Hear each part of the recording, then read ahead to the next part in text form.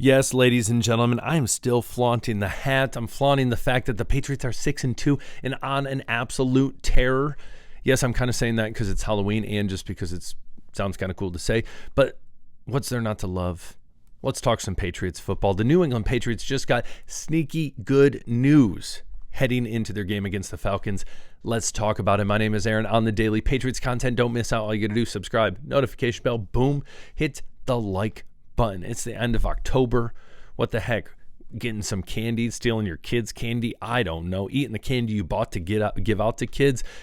Don't eat too much, though. Don't eat too much. But anyways, have a great night when you go out. Be safe. If you go out, if you hand out candy, I'll stop talking. Anyways, today what we are going to be talking about, the Atlanta Falcons, on paper in some aspects look very, very good, even though they have had some very, very weird, interesting losses. They've had some good wins, some bad losses. Bad, embarrassing.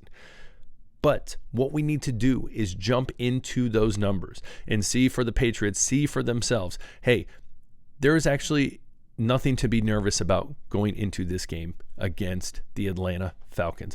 So we're going to talk about that as well. We are going to jump into, at the end, again, talk a little more trade and what the Patriots did, why they did it a little more in depth. So let's jump right into it. First and foremost, we look at these numbers right now from the Atlanta Falcons, leading the league in passing yards allowed at just under 150. So you look at it on paper, it looks great. It looks really good. But when you really dive into it more, it's kind of misleading. I would tell you it might be very, very misleading. Let me explain. You look at their past two games, specifically the game against the Dolphins. The Dolphins absolutely go out and go on a tear. Tua Tagovailoa goes out and absolutely destroys the Atlanta Falcons as we jump back into this game right here. Going 20 for 26, 205 yards, 4 tutties, and a lot of people said this is it for Tua. He's done. This is his final season. And then he comes out of nowhere and drops 4 touchdowns on the Atlanta Falcons. A lot of people would say, listen, statistically, one of the best secondaries in the league. And don't get me wrong. You look at Mike Hughes, you look at Xavier Watts, rookie out of, I believe, Notre Dame, the safety, playing solid, A.J. Terrell, and then you got some guys who are injured, kind of questionable in Bates and Bowman. Bowman, another rookie who plays the nickel slot corner spot. And you look at it, and they've had some really good games. And then again, like the Atlanta Falcons, they've had some really bad games. In particular, as of late, this secondary has really cooled off and, quite frankly, has gone downhill. Their coverage busts, they've had I can't even say it. They've had more coverage busts as of late in these past couple of games, which has killed them, especially against, again, the Dolphins. It has been killer for them. And then as well, a team that I believe ranks 6th right now when it comes to stopping teams on third down, that has also blown up in their face more and more, specifically on passing plays, which we know typically third down, depending where you're at, very well, depending where you're at, can be a passing down. So when it comes down to it, yes, on paper, this secondary, they look pretty good. But then as we take a deeper dive, specifically in the most recent games, this secondary has started to fall off. Case in point, sneaky good news. You take Drake May, who, again, I'm going to use the word, I'm going to recycle it, is on a tear right now, doing things that we have not seen of a quarterback of his age. As well, there's even records he set that no other quarterback has done in history in the NFL, which is crazy. And wide receivers who are opening up, playing better, finally getting into the end zone. It's going to be a disaster for the Falcons. This game this weekend has the potential to be another disastrous game for the Falcons. And we also, and we didn't even jump into the fact that if we jump back into their schedule specifically, let me jump here real quick, is, as I said, they've had some impressive wins. They did beat the Bills. And as of right now, technically, you're saying, Aaron, the Patriots' best win right now is against the Bills. I would say it's more impressive. I would say it's more impressive because it was in Buffalo. But regardless, they still beat them. But besides that, you look at some of their losses and they're horrendous. Again, they got absolutely pantsed by the Carolina Panthers, a team the Patriots absolutely ran over earlier this season.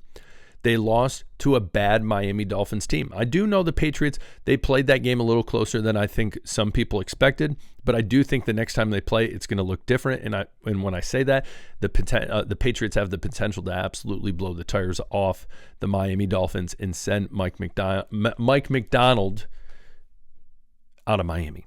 We'll see. But that being said, the Falcons, though you might say, look at their secondary, look at their numbers, it's looking good, they have potential.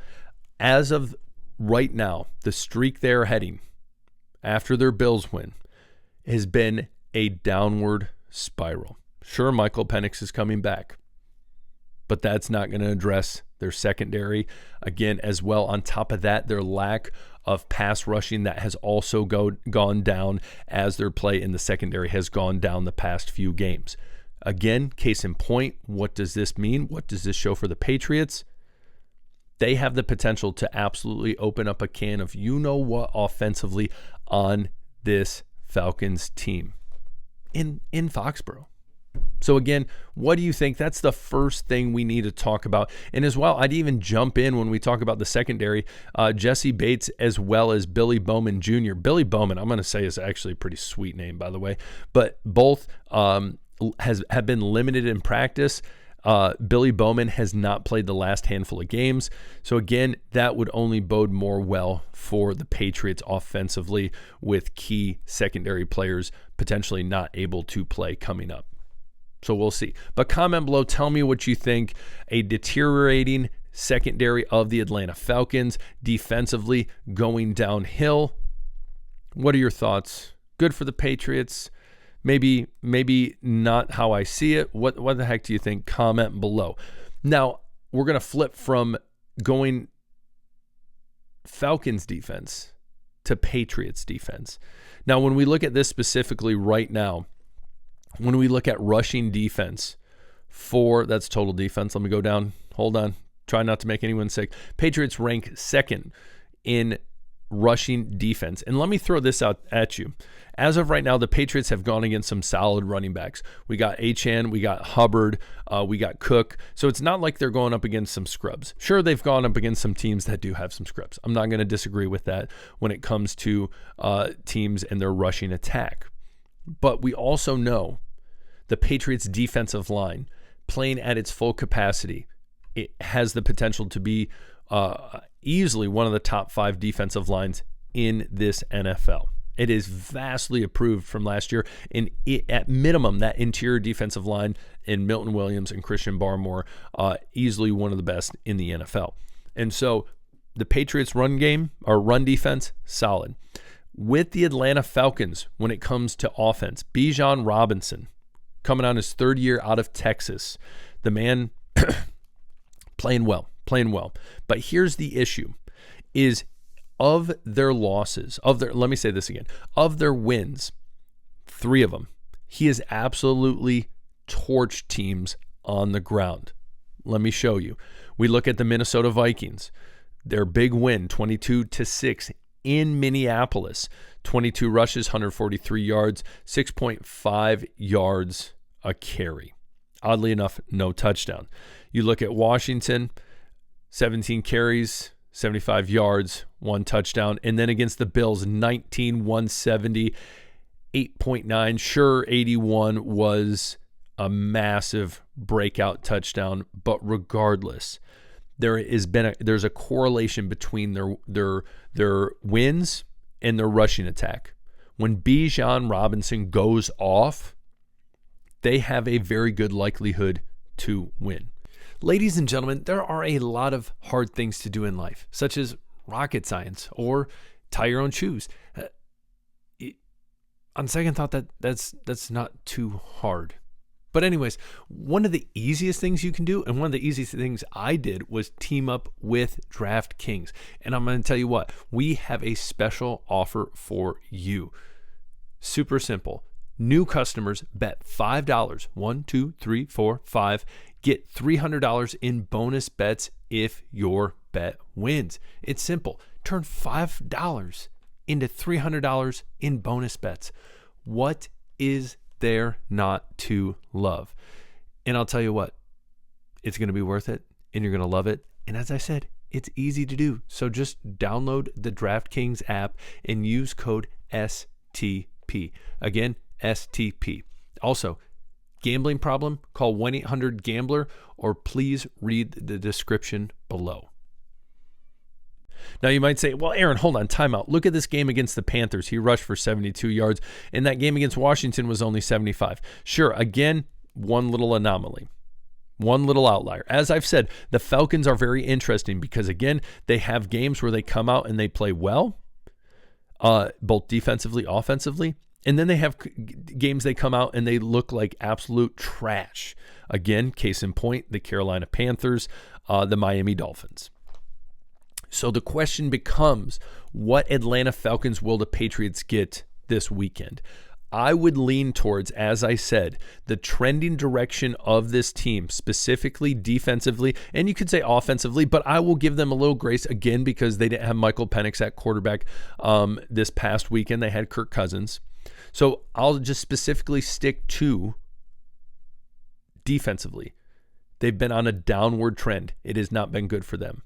Offensively, Bijan Robinson is about to go up against one of the better rush defenses in the league, in the New England Patriots.